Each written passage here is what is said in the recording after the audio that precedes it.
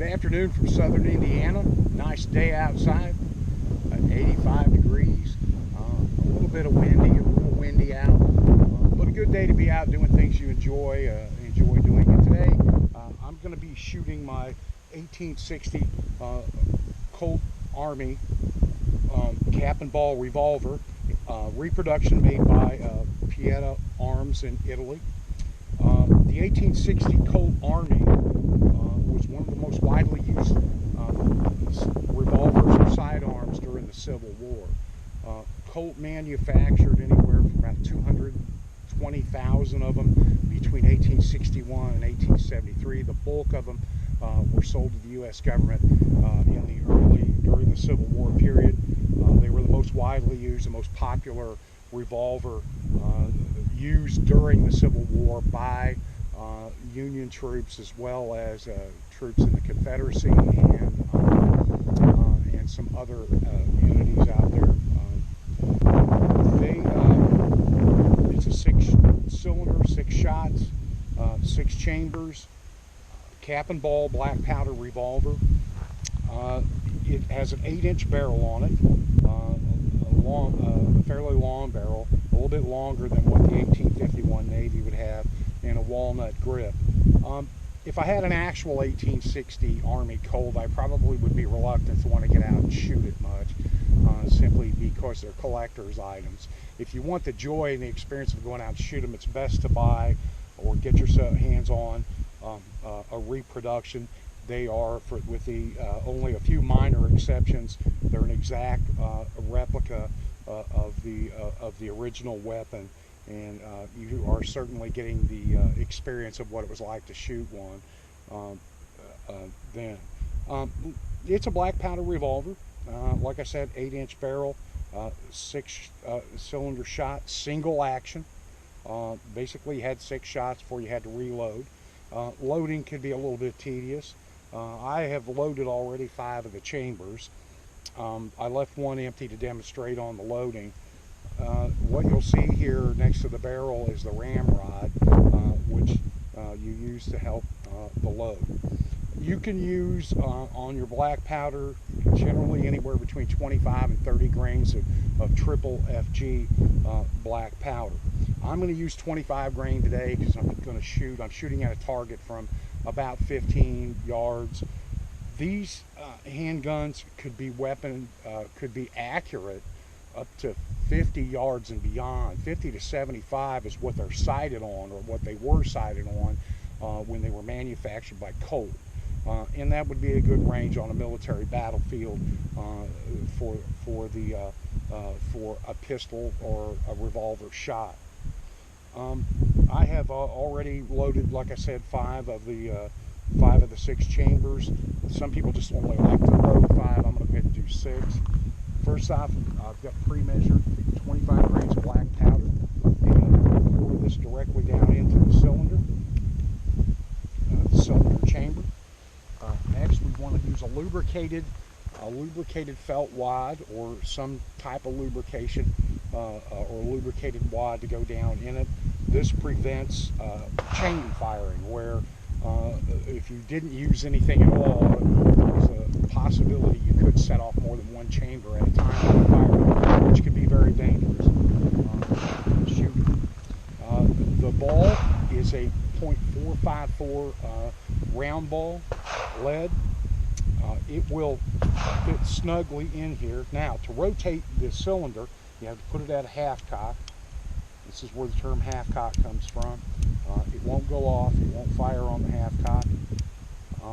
We'll turn it around to the cylinder, we put the powder in, and we place the ball down in the well. And you bring it forward to line it up with the ramrod, and you seat it firmly down into the cylinder.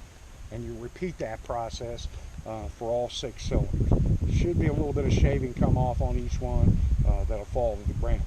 Now, to fire the weapon, we already have our load in our ball in here along with the felt wad.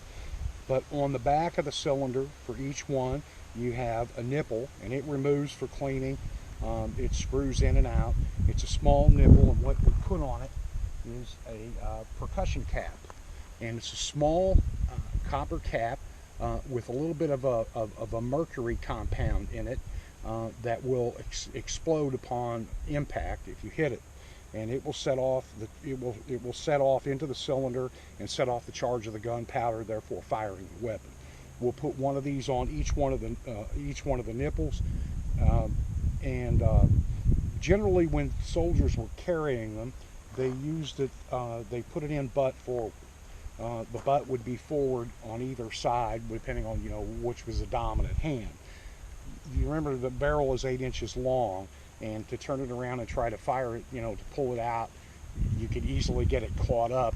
And in combat, when you needed to pull your weapon out, you needed to get it out quickly, and that matter of seconds can matter. So I'm going to put the percussion caps on it, and then we'll fire 6 rounds at about 15 yards. I've already fired 6 rounds out of it today, just to line it in, sight it in. I found it to be a pretty fairly accurate weapon, but it's a skill like any other that you have to develop, and it comes through practice. The sights on the weapon, you have a front sight, but your rear sight is on the trigger. And when you pull the trigger back to a full cock, you have your sight picture that comes in on the trigger. You sight it in with the front sight on the rear sight on the trigger. So I'll get the percussion caps on here, and then let's shoot the 6 rounds out of it.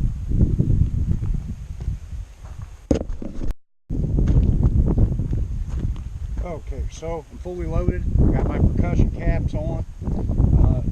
During the Civil War, most soldiers who were carrying the sidearm had it on in the holster with the butt forward. And the reason for that, on either side, the opposite side of the dominant hand, you could either cross draw, or there was a twist move, you could take it out. A lot better, quicker form to cross draw. One, you need to be able to get to your weapon really quick. Secondly, this has an 8-inch barrel.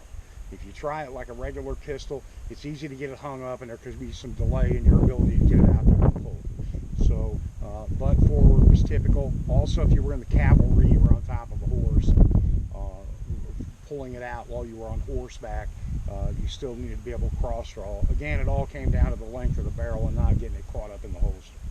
So I'm fully loaded, caps are on. We're going to shoot 6 shots. I've already got some practice shots in. I'm about 15 yards out, so I'm learning to get a little more accurate with this weapon. It's a skill like anything else. You have to practice if you want to get well at it.